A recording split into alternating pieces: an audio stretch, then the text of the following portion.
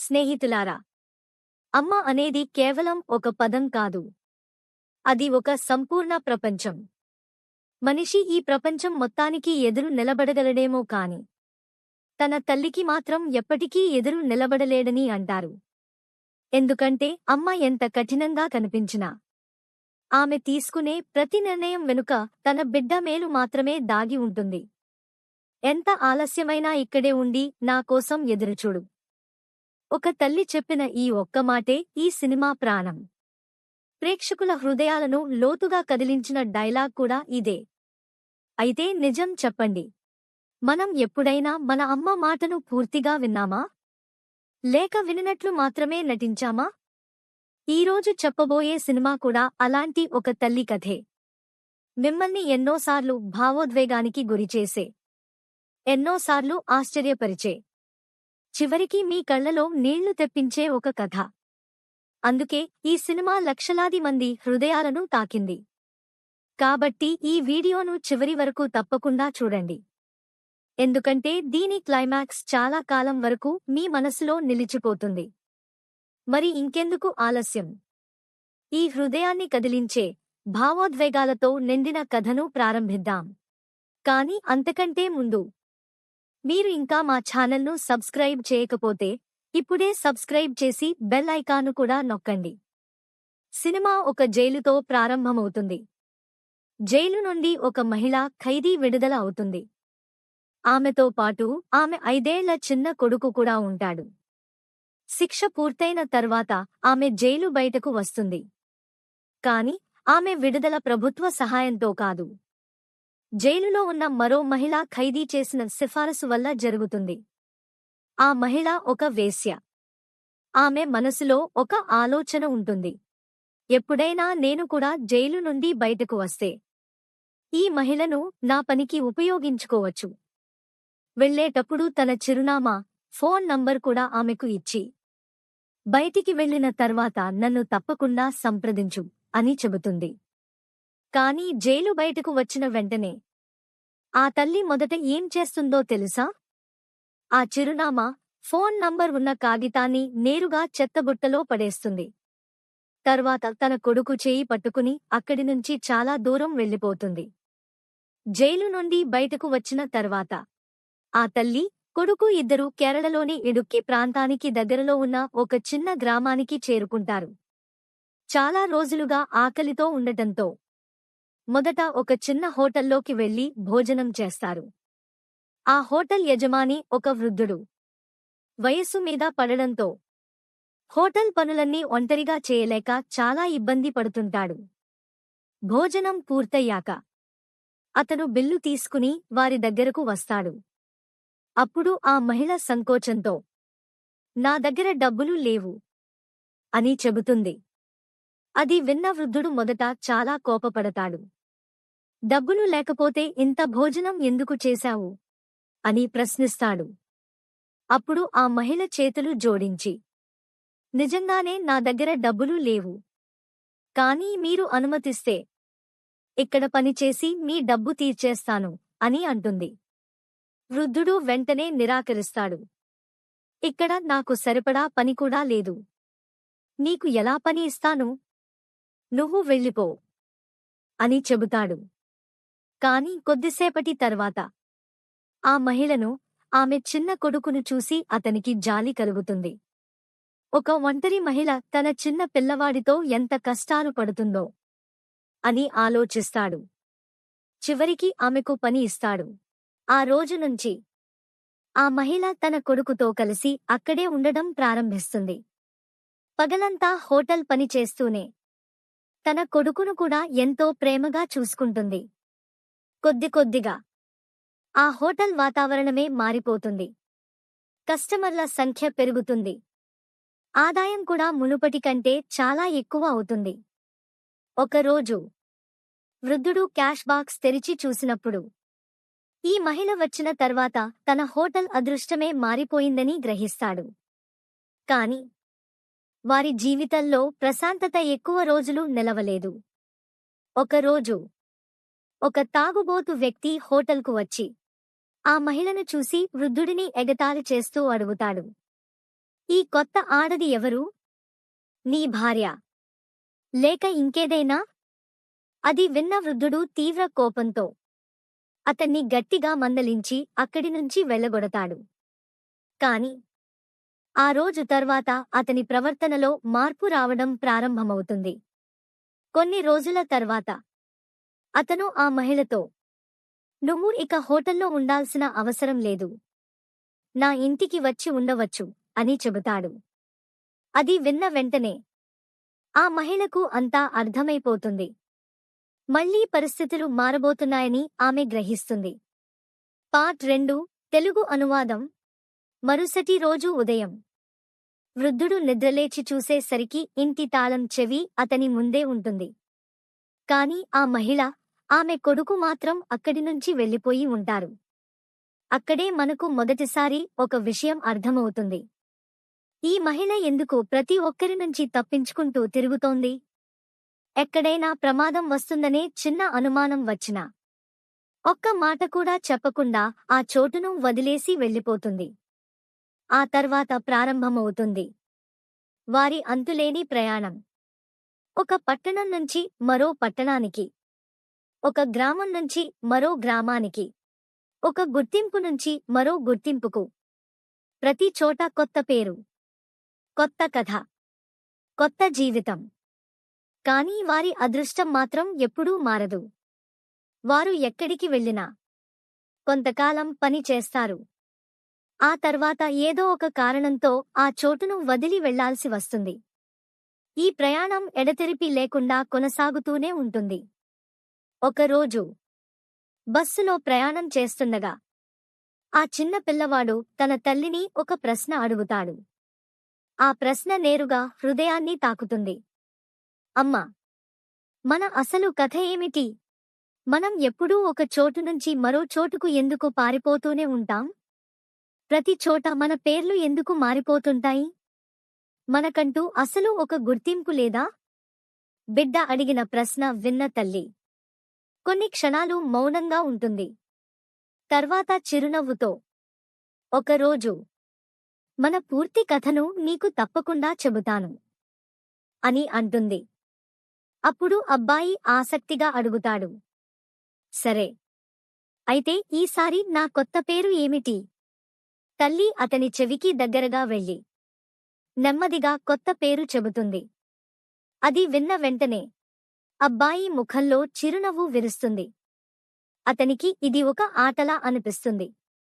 కాని అతని తల్లికి మాత్రం బాగా తెలుసు, ఇది ఆట కాదు, వారి జీవితాన్ని కాపాడుకునే ఒక తప్పనిసరి పరిస్థితి.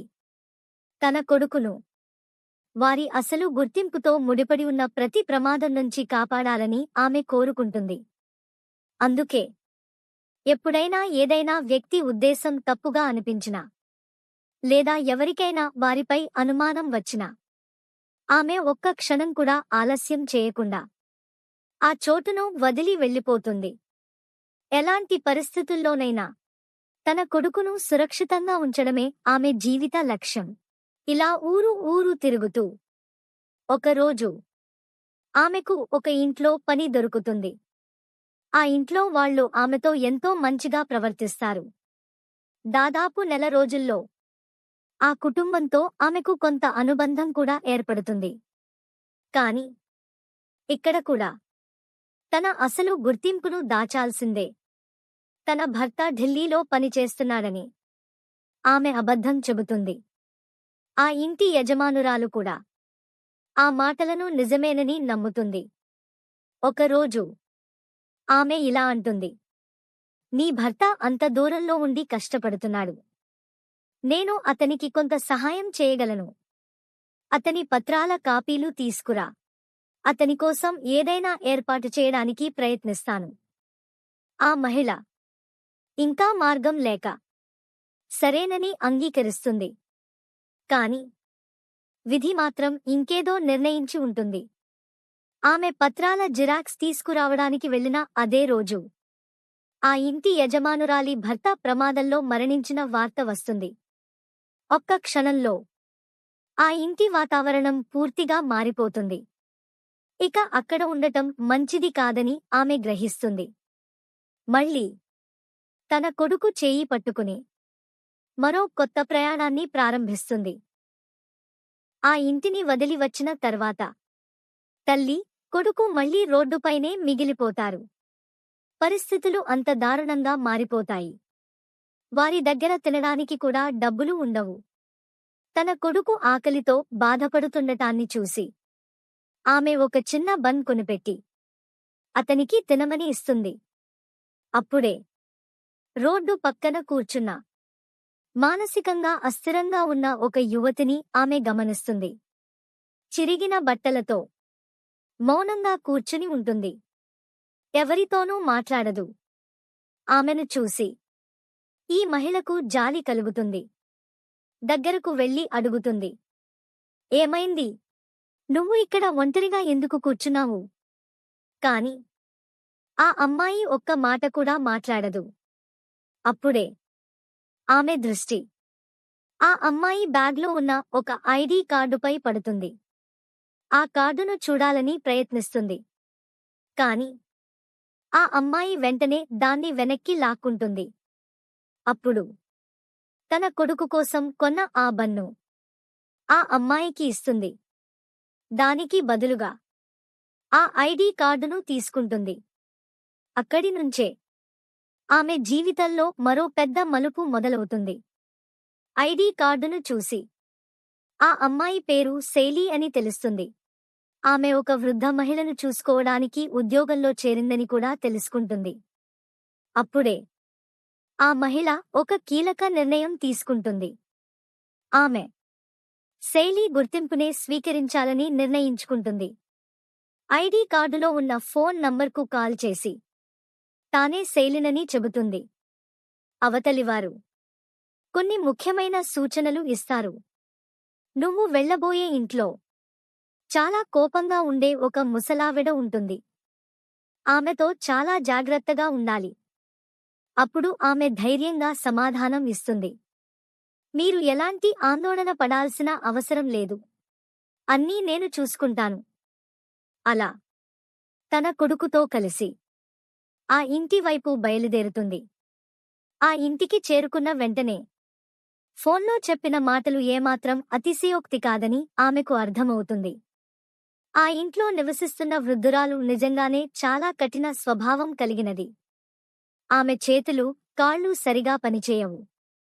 కాని ఆమె గళంలో ఉన్న ధైర్యం, చూపులో ఉన్న కఠినత్వం మాత్రం ఏమాత్రం తగ్గలేదు. ఇంట్లోకి అడుగుపెట్టిన వెంటనే ఆ వృద్ధురాలు నిద్రపోతూ కనిపిస్తుంది. అంతలో ఒక్కసారిగా ఫోన్ మోగుతుంది. విదేశాల్లో ఉన్న ఆమె కొడుకు ఫోన్ చేస్తాడు. అతను ఆ మహిళతో ఇలా అంటాడు, నా అమ్మను చూసుకోవడం అంత సులభం కాదు. కానీ నువ్వు ఆమెను బాగా చూసుకుంటే నీకు ఏ లోటూ రానివ్వను. ఫోన్ పెట్టిన తర్వాత ఆమె వెనక్కి తిరుగుతుంది. మరుసటి క్షణమే ఆమె గుండె ఒక్కసారిగా ఆగినట్టవుతుంది. ఆ వృద్ధురాలు ఆమె ఎదుట తుపాకీ గురిపెట్టి నిలబడి ఉంటుంది. కోపంగా అడుగుతుంది, నువ్వెవరు? భయంతో వణుకుతూ ఆమె సమాధానం ఇస్తుంది, నేను శైలిని. నీ సంరక్షణ కోసం వచ్చాను. అది విన్న వృద్ధురాలు, అంటే నువ్వేనా ఆ అమ్మాయి? ఇంత ఆలస్యంగా రావడానికి నీకు ధైర్యం ఎలా వచ్చింది? వచ్చిన తర్వాత తలుపు కూడా తట్టాల్సిన అవసరం అనిపించలేదా? అని గట్టిగా మందలిస్తుంది. అంతటితో ఆగకుండా ఆదేశాలు ఇవ్వడం మొదలుపెడుతుంది. నాకు చాలా ఆకలిగా ఉంది. ముందు వంట చేసి తీసుకురా. సమయానికి భోజనం ఇవ్వకపోతే నా కోపం ఎలా ఉంటుందో చూస్తావు. ఆమె వెంటనే వంటగదిలోకి వెళ్ళి భోజనం సిద్ధం చేస్తుంది. ఆ రోజు నుంచి తల్లి, కొడుకు ఇద్దరూ అదే ఇంట్లో ఉండడం ప్రారంభిస్తారు.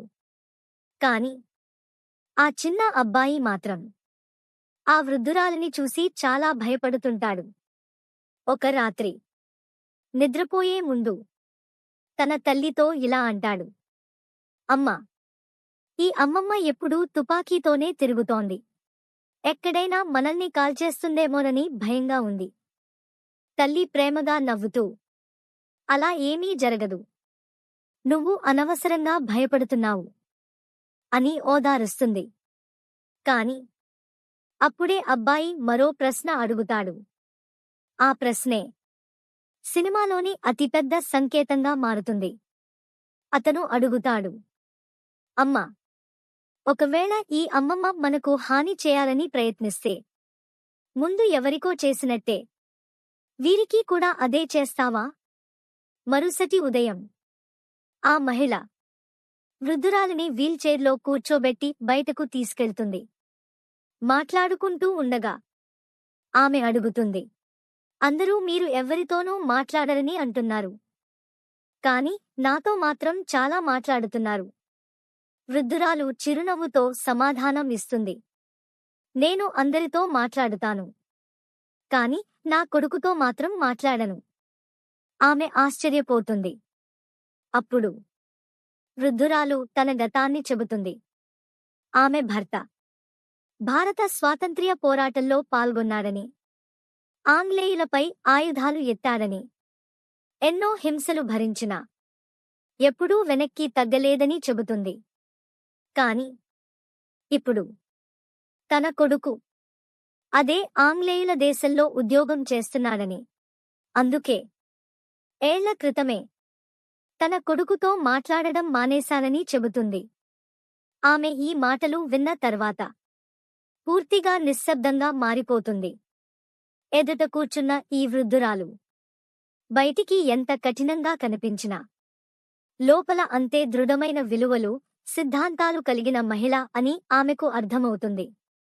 అదే రోజు ఆమె తన కొడుకును స్కూల్లో చేర్పిస్తుంది. కాని ఇక్కడ కూడా తన అసలు గుర్తింపును దాచాల్సిందే. స్కూల్ రికార్డుల్లో ఒక పేరు, ఇంట్లో మరో పేరు, బయట ఇంకో పేరు. అబద్ధాలు, గుర్తింపులు మార్చుకోవడం ఇప్పుడు ఆమె జీవితంలో భాగమైపోయాయి. స్కూల్ మొదటి రోజు ఆ చిన్న అబ్బాయి పూర్తిగా మౌనంగా ఉంటాడు. టీచర్ తన గురించి చెప్పమని అడిగినా అతను ఒక్క మాట కూడా మాట్లాడలేడు. ఎందుకంటే తన అసలు గుర్తింపు ఏమిటో తనకే తెలియని పరిస్థితి. కొద్ది రోజులు గడిచాక అతను మెల్లగా స్కూల్ పిల్లలతో కలిసిపోతాడు. కొత్త స్నేహితులను సంపాదించుకుంటాడు.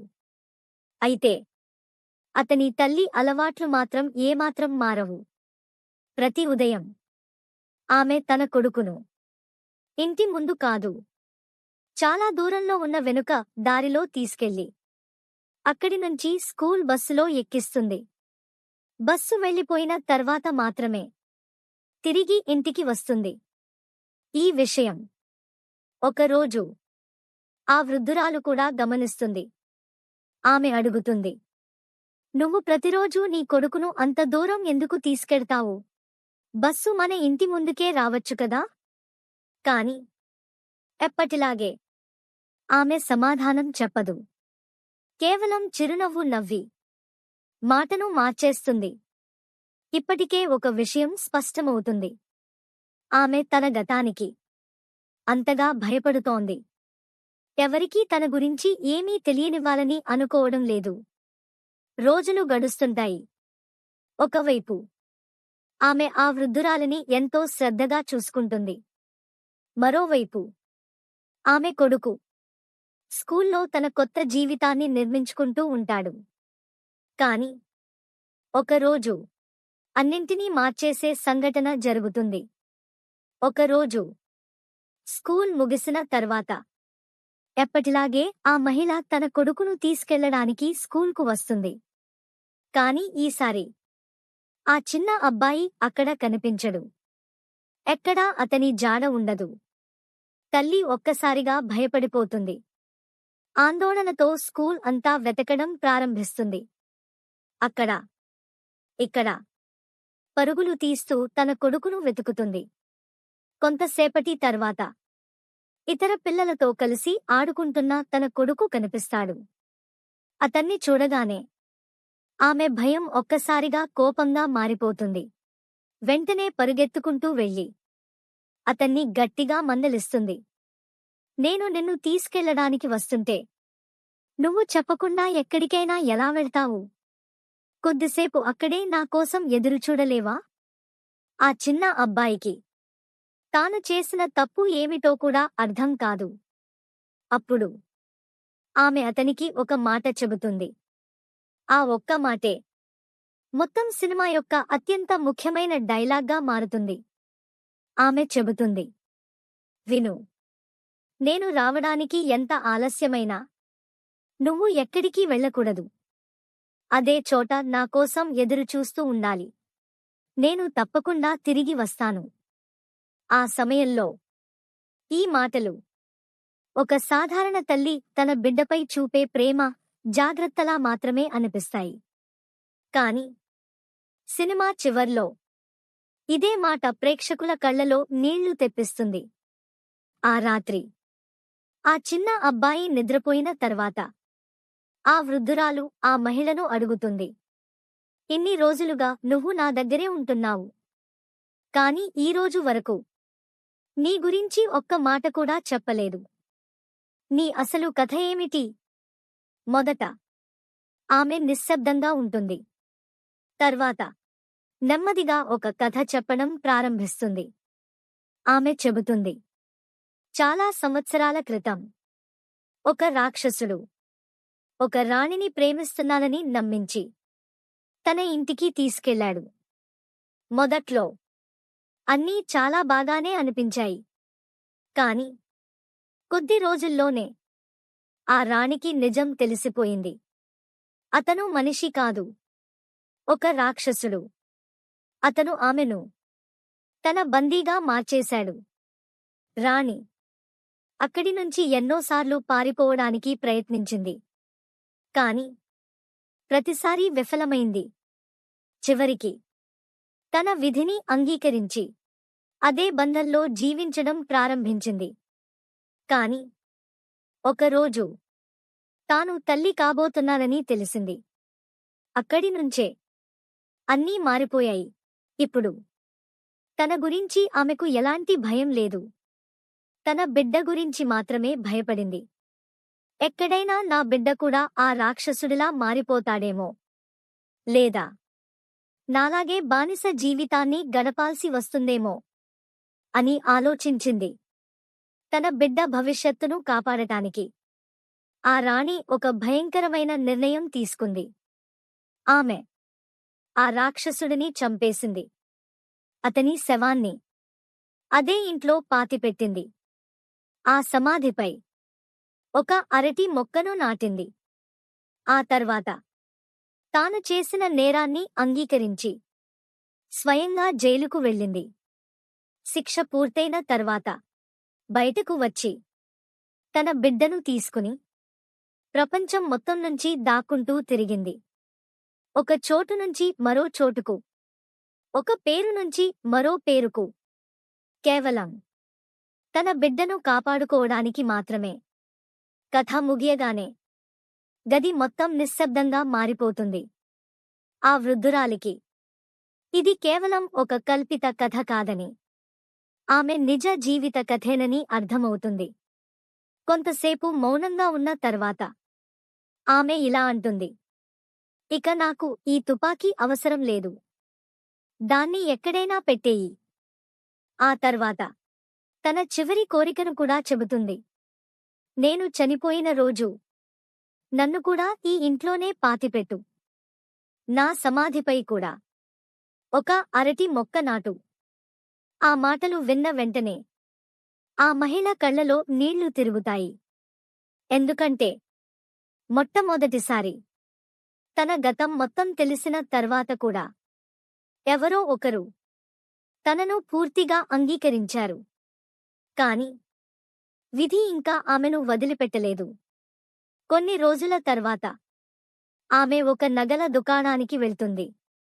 అక్కడే జైలులో తనకు పరిచయమైన ఆ మహిళ ఎదురుపడుతుంది. ఆమెను చూడగానే ఆ మహిళ ఆశ్చర్యపోతుంది. అంటే, నువ్వు ఇక్కడ దాక్కున్నావా? నేను నిన్నెప్పటినుంచో వెతుకుతున్నాను. జైలు నుంచి బయటికి వచ్చిన తర్వాత నన్ను సంప్రదించమని చెప్పాను కదా అని అంటుంది. ఆ మాటలు విన్న వెంటనే ఆమెకు ఒక విషయం స్పష్టమవుతుంది. ఇక తన రహస్యం ఎక్కువ రోజులు దాగి ఉండదు.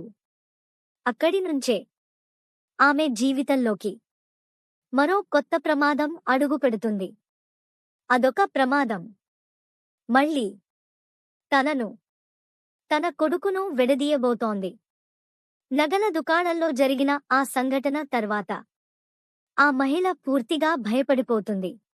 ఇక ఇక్కడ ఎక్కువసేపు ఉంటే తన గతం మళ్లీ తన ముందుకు వస్తుందని ఆమెకు అర్థమవుతుంది. ఇంటికి చేరుకున్న వెంటనే తన కొడుకుతో ఇలా అంటుంది. మనము వెంటనే ఇక్కడి నుంచి వెళ్ళిపోవాలి. ఇప్పుడే. కాని ఈసారి మొదటిసారి ఆమె కొడుకు ఆమె మాటకు ఎదురు చెబుతాడు. అతను అంటాడు, నేను ఇక్కడి నుంచి వెళ్ళను అమ్మా. నాకు స్కూల్కి వెళ్ళాలి. ఆ మాట విని ఆమె ఆశ్చర్యపోతుంది.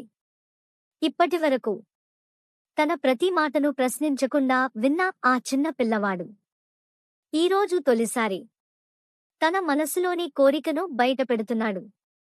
ఎందుకంటే ఆ స్కూల్ అతనికి మొదటిసారి ఒక సాధారణ జీవితాన్ని పరిచయం చేసింది. అక్కడ అతనికి స్నేహితులు దొరికారు. ఒక కొత్త గుర్తింపు లభించింది. మొదటిసారి తాను కూడా మిగతా పిల్లల్లాగే జీవించగలననే ఆశ అతనిలో కలిగింది. అదే సమయంలో ఆ వృద్ధురాలి ఆరోగ్యం ఒక్కసారిగా క్షీణించడం ప్రారంభమవుతుంది. ఆమెకు ఊపిరి తీసుకోవడం కూడా కష్టమవుతుంది. ఆ మహిళ వెంటనే మందు ఇవ్వడానికి ప్రయత్నిస్తుంది. కాని వృద్ధురాలు మందు తీసుకోవడానికి నిరాకరిస్తుంది. తన చివరి క్షణాల్లో ఆమె ఆ మహిళతో ఇలా అంటుంది. నీ కొడుకు చదువు కోసం ఇక్కడే ఉండిపో. అతని భవిష్యత్తును నాశనం చేయకు. అంతే. కొన్ని క్షణాల్లోనే ఆమె ఈ లోకాన్ని విడిచిపెడుతుంది. ఆ క్షణం ఆ మహిళను లోపల నుంచే విరగగొడుతుంది. ఎందుకంటే ఇప్పటివరకు ప్రపంచం మొత్తం ఆమెను తిరస్కరించింది. కాని ఈ వృద్ధురాలు మాత్రమే ఆమెను పూర్తిగా అర్థం చేసుకుంది. ఆమె చివరి కోరికను గౌరవిస్తూ ఆ మహిళ ఆ వృద్ధురాలిని అదే ఇంట్లో పాతిపెడుతుంది. ఆమె సమాధిపై ఒక అరటి మొక్కను కూడా నాటుతుంది. కాని కష్టాలు ఇంకా ముగియలేదు. కొన్ని రోజుల తర్వాత జైలులో తనకు పరిచయమైన అదే మహిళ ఎట్టకేలకు ఆ ఇంటిని కనుక్కుని అక్కడికి వస్తుంది. ఇంట్లోకి అడుగుపెట్టగానే ప్రశ్నల వర్షం కురిపిస్తుంది. ఈ ఇంట్లో ఉన్న ముసలమ్మ ఎక్కడా? ఆమెను కూడా చంపేశావా? ఆ మహిళ ఎలాగోలా పరిస్థితిని చక్కబెట్టాలని ప్రయత్నిస్తుంది. కాని ఇప్పుడు ఆమెకు పూర్తిగా అర్థమవుతుంది. ఈ మహిళే తనకు అతిపెద్ద ప్రమాదం. ఈమె బ్రతికి ఉంటే తన రహస్యాలన్నీ బయటపడిపోతాయి. అందుకే ఆమె మరోసారి ఒక భయంకరమైన నిర్ణయం తీసుకుంటుంది. ఆ మహిళను కూడా హత్య చేస్తుంది. ఆమె శవాన్ని కూడా ఎవరికీ కనిపించకుండా దాచిపెడుతుంది. అదే సమయంలో ఒక ఫోన్ కాల్ వస్తుంది. విదేశాల్లో నివసిస్తున్న ఆ వృద్ధురాలి కొడుకు ఫోన్ చేస్తాడు. అతను అంటాడు, ఎన్నో సంవత్సరాల తర్వాత ఈరోజు నేను నా అమ్మను చూడడానికి ఇంటికి వస్తున్నాను. ఆ మాట విన్న వెంటనే ఆమె కాళ్ల కింద నేల జారిపోయినట్లవుతుంది. ఒకవైపు ఇంటి లోపల 2 హత్యల రహస్యం దాగి ఉంది. మరోవైపు తన కొడుకు స్కూల్లో ఉన్నాడు. ఇప్పుడు ఆ ఇంటి అసలు యజమాని తిరిగి వస్తున్నాడు. ఏం చేయాలో ఆమెకు అర్థం కాదు. అప్పుడే ఇంట్లో ఉన్న ఆ తుపాకీ ఆమె కంటపడుతుంది. అక్కడే సినిమా ఇంటర్వెల్కు ముందు అత్యంత పెద్ద సస్పెన్స్తో ఆగిపోతుంది. 7 సంవత్సరాల తర్వాత కథ 7 ఏళ్లు ముందుకు సాగుతుంది. ఇప్పుడు ఆ చిన్న అబ్బాయి పెద్దవాడైపోయాడు. 7 ఏళ్లుగా తన తల్లిని అతను చూడలేదు. కాని తన తల్లి చెప్పిన ఒక మాట మాత్రం ఈరోజు కూడా అతని హృదయంలో సజీవంగానే ఉంది. నేను రావడానికి ఎంత ఆలస్యమైనా నా కోసం ఎదురుచూస్తూ ఉండు. నేను తప్పకుండా తిరిగి వస్తాను. అదే ఆశతో అతను మళ్ళీ ఆ పాత ఇంటికి వస్తాడు. కాని ఆ ఇల్లు చాలా సంవత్సరాలుగా మూసివేయబడి ఉంటుంది. చుట్టుపక్కల వారిని అడగగా ఏళ్ల క్రితం ఆ ఇంట్లో నివసించిన ఒక మహిళను అనేక హత్యల కేసులో పోలీసులు అరెస్టు చేశారని తెలుస్తుంది. ఆ విషయం విన్న వెంటనే అతని గుండె బరువెక్కిపోతుంది. నిజం తెలుసుకోవడానికి అతను పోలీస్ స్టేషన్కు వెళ్తాడు. అక్కడ అతనికి పవిత్రన్ అనే పోలీస్ అధికారి పరిచయం అవుతాడు. అదే పవిత్రన్. చిన్నప్పుడు అతన్ని చూసిన పోలీస్ పవిత్రన్ అతన్ని వెంటనే గుర్తుపడతాడు. కాని అతని మనసులో ఇప్పటికీ ఆ అబ్బాయి మీద కోపమే ఉంటుంది. ఎందుకంటే చిన్నప్పుడు ఆ అబ్బాయి పారిపోవడం వల్ల తన జీవితం పూర్తిగా మారిపోయింది. తన ప్రేయసి సిసిలియా తనకు దూరమైంది. వాళ్ళు మళ్ళీ ఎప్పటికీ ఒక్కటవ్వలేకపోయారు. అందుకే ఆ అబ్బాయికి ఎలాంటి సహాయం చేయాలని అతనికి అనిపించదు. కాని ఆ యువకుడు మాత్రం వదిలిపెట్టడు. మళ్ళీ పవిత్రను ఒప్పించే ప్రయత్నం చేస్తూనే ఉంటాడు. చివరికి పవిత్రన్ ఒక నిజం చెబుతాడు. నీ అమ్మను పోలీసులు అరెస్టు చేశారు. ఆ తర్వాత ఆమెను ఒక మానసిక ఆసుపత్రికి పంపించారు. కాని అతను తన తల్లిని చూడాలని పట్టుబట్టగానే పవిత్రన్ గట్టిగా నిరాకరిస్తాడు. అతను అంటాడు, నేను నా ప్రేమను కోల్పోయాను. అలాగే నువ్వు కూడా నీ అమ్మను కోల్పోతావు. అక్కడే కథలో మరో పెద్ద మలుపు వస్తుంది. ఆ యువకుడు పవిత్రంతో ఒక ఒప్పందం చేస్తాడు. అతను అంటాడు, ఏళ్లుగా పోలీసులు వెతుకుతున్న ఆ పరారీలో ఉన్న నేరస్తుడు ఎక్కడున్నాడో నాకు తెలుసు. అతని దగ్గరకు నేను నిన్ను తీసుకెళ్తాను. నిజానికి చిన్నప్పుడు పోలీస్ స్టేషన్ నుంచి పారిపోయిన తర్వాత అదే పరారీలో ఉన్న నేరస్తుడు అతనికి ఆశ్రయం ఇచ్చాడు. ఏళ్ల తరబడి అతను అతనితోనే జీవించాడు. ఆ విషయం విన్న పవిత్రన్ ఆశ్చర్యపోతాడు. చివరికి అతన్ని అతని తల్లి దగ్గరకు తీసుకెళ్లడానికి ఒప్పుకుంటాడు. కాని ఇక్కడే సినిమా తన అతిపెద్ద ట్విస్ట్ను బయటపెడుతుంది. అందరూ అతని తల్లి అనుకున్న మహిళను అతను కలవడానికి వెళ్ళినప్పుడు ఆమె అసలు తన తల్లి కాదని తెలుస్తుంది. ఆమె ఏళ్ల క్రితం తన తల్లి గుర్తింపును దొంగిలించిన అదే మానసికంగా అస్థిరంగా ఉన్న అమ్మాయి. అసలు నిజం ఏమిటంటే ఇంటర్వెల్కు ముందు అతని తల్లి ఒక అద్భుతమైన పథకం వేసింది. ఆ మానసికంగా అస్థిరంగా ఉన్న అమ్మాయిని తన స్థానంలో ఉంచింది. అన్ని నేరాలను ఆమె మీదకు మళ్లించింది. తాను మాత్రం అక్కడి నుంచి తప్పించుకుని వెళ్ళిపోయింది. ఈ నిజం తెలిసిన వెంటనే ఆ యువకుడికి తన తల్లి చెప్పిన మాట గుర్తుకు వస్తుంది. నేను తప్పకుండా తిరిగి వస్తాను. అప్పుడే ఆమె అబద్ధం చెప్పలేదని అతనికి అర్థమవుతుంది. ఆమె నిజంగానే తిరిగి రావాలని అనుకుంది. తాను చేయాల్సిందల్లా ఆమె కోసం ఎదురుచూడటమే. అతను వెంటనే ఆ పాత ప్రదేశానికి పరుగెత్తుకుంటూ వెళ్తాడు. అక్కడే వారి జ్ఞాపకాలు ఇంకా జీవించి ఉంటాయి. అప్పుడే వెనుక నుంచి ఒక పరిచయమైన స్వరం వినిపిస్తుంది. అతను వెనక్కి తిరిగి చూస్తాడు. అతని తల్లి అతని ముందే నిలబడి ఉంటుంది. 7 సంవత్సరాల తర్వాత సురక్షితంగా ప్రాణాలతో తన కొడుకు వద్దకు తిరిగి వస్తుంది. ఆ క్షణంలో ఇద్దరి కళ్లలోనూ ఆనందభాష్పాలు మెరిసిపోతాయి. కొడుకు ఏడుస్తూ, అమ్మా, నన్ను క్షమించు అని అంటాడు.